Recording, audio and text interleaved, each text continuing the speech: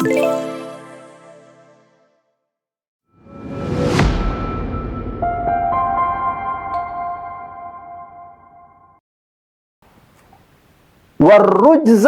fahjur, dan segala yang buruk, dosa-dosa, kesalahan-kesalahan, hindarilah. Hindari itu. Kenapa? Karena yang buruk itu berisiko. Perbuatan apapun yang buruk itu akan berisiko. Semakin buruk semakin berisiko. Semakin dosa semakin berisiko. Semakin besar dosanya, semakin besar risikonya. Tuh, maka yang paling aman adalah orang yang tidak zalim.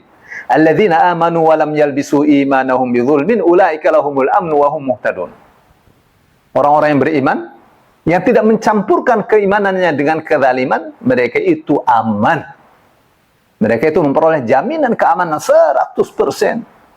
Wa ulaika humul muhtadun, dan mereka itu adalah orang-orang yang memperoleh hidayah.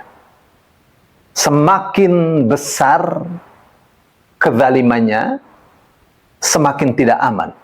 Semakin besar keamanan yang dikuranginya. Maka Allah katakan warrujza fahjur, dosa-dosa hindari, jauhi. Wala tamnun tastakthir, dan jangan kamu berbuat tapi ingin memperoleh balasan yang lebih besar. Ya, berbuat ya, memberi jasa tapi ingin balasan yang lebih besar. Ya, kasih hadiah mengharap agar dia kasih hadiah yang lebih besar. Allah sudah camkan itu. Jangan. Dan memang seorang dai itu etiketnya tidak boleh mengharap. Tidak boleh mengharap bayaran. Wa ya qaumi la as'alukum alaihi ajra. Wahai kaumku, atas dakwah ini aku tidak minta bayaran kepada kalian. In ajriya illa ala alladhi fatarani. Tidak lain dan tidak bukan, bayaranku akan diberikan oleh Allah yang telah menciptakanku. Begitu etiket dakwah. Dan itu yang dicontohkan oleh para nabi, termasuk nabi kita yang mulia Rasulullah sallallahu alaihi wasallam. Jadi bukan menjadikan agama untuk tujuan dunia, justru sebaliknya. Semua dunia yang dikumpulkan tujuannya adalah untuk menggapai ridha Allah. Tujuannya adalah agama yang mulia. Saudaraku yang dimuliakan Allah.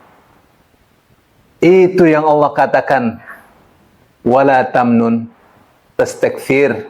Jangan mengharap memperoleh balasan yang banyak dari perbuatanmu.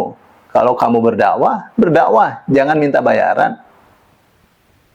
Jangan malah semua masyarakat membutuhkannya, dia pasang tarif. Itu telah menyalahi etiket dakwah. Seperti yang Allah ajarkan kepada para nabinya. Seperti yang Rasulullah sallallahu alaihi wasallam contohkan buat umatnya. Lalu Allah katakan wali rabbika fasbir, dan hanya karena Tuhanmu sajalah hendaknya kamu bersabar. Karena jalan dakwah, jalan mengajak manusia kepada Allah, itu bukan jalan yang ringan. Pasti banyak tantangan, banyak ancaman. Yang nanti kita lihat dalam sejarah, semua orang yang masuk Islam bersama Rasul sallallahu alaihi wasallam diancam, hendak dibunuh. Pamannya Utsman bin Affan diikat di tikar, ditaruh di atas, lalu diasapi. Bagaimana tidak mati dengan begitu cara? Ya. Seorang yang berdakwah pasti akan menghadapi ujian yang berat. Semakin tinggi imannya, semakin kuat imannya, semakin berat ujiannya. Dan tidaklah mungkin Allah memberikan ujian untuk orang yang derajatnya rendah dengan ujian yang derajatnya sangat tinggi. Tidaklah mungkin. Karena setiap ujian dari Allah pasti itu tepat sasaran. Sebaik-baik manusia yang diuji adalah orang yang menerima ujian itu dan melakukannya dengan cara yang benar.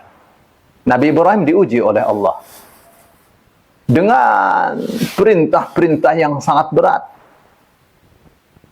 Tapi Nabi Ibrahim melewatinya dengan baik, lulus.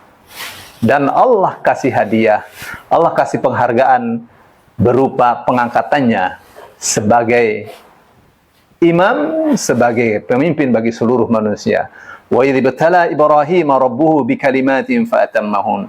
Qala inni ja'iluka lin-nasi imama. Dan ingatlah ketika Allah menguji Ibrahim dengan kalimat-kalimat, perintah-perintah, larangan-larangan, dengan syariah yang berat. Tapi Ibrahim itu melaluinya dengan sempurna. Lalu Allah mengatakan, inni ja'iluka lin-nasi imama. Sesungguhnya aku pasti menjadikan kamu sebagai imam, sebagai pemimpin untuk seluruh manusia. Qala wa min dzurriyyati. Dia katakan, bagaimana dengan anak keturunanku? Qala la yanalu ahdi dzalimin. Allah katakan, ini janjiku ini bukan untuk orang-orang yang zalim. Tampak kepemimpinan itu untuk orang yang bersabar menghadapi ujian, lulus menghadapi ujian Allah Subhanahu wa taala. Tampak kepemimpinan itu tidak diberikan kepada orang-orang yang zalim. Oleh karenanya, bersabarlah dalam ibadah kepada Allah, dalam menjauhi maksiat kepada Allah, dalam menghadapi ujian dari Allah Subhanahu wa ta'ala. Wa li rabbika fasbir. Dan karena Tuhanmu maka hendaklah kamu bersabar. Bukan bersabar untuk berbuat maksiat, bukan bersabar untuk meninggalkan perintah Allah, bukan bersabar untuk tidak bangkit.